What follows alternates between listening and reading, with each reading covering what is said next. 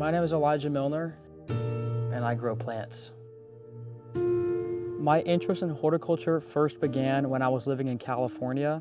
My family would take weekend trips to Muir Woods, and I'd be surrounded by the largest trees on our planet, the California redwoods. And that spurred this interest and passion for my environment. Most of my gardening and horticulture hobbies primarily happen in my backyard.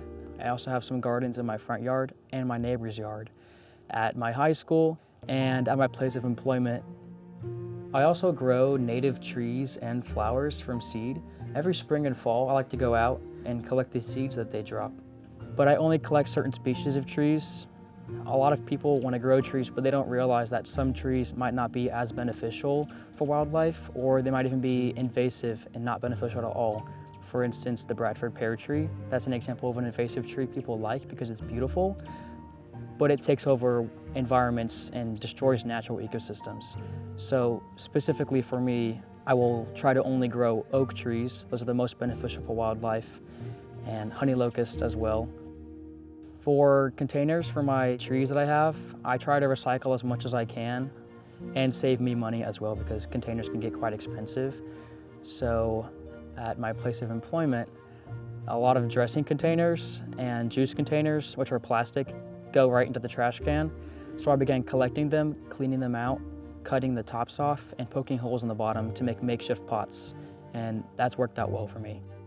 Taking care of my trees and plants throughout the summer and throughout the entire year, I will typically try to find fertilizer to give my trees and flower gardens nutrients. My number one source of fertilizer is discarded coffee grounds from coffee shops and places that I work at. Those are full of nutrients.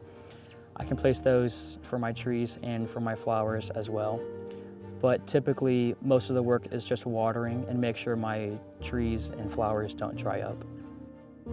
When I first got into this hobby of horticulture, I had a lot of failures with plants, and it's frustrating when you put a lot of time and effort into raising a garden or a tree and it dies. But you learn from your mistakes and you understand what you did wrong so that next time you can use that as a lesson and create healthier plants that actually last. I would say, as boring as it seems, getting into horticulture and gardening and growing plants is a pretty important hobby.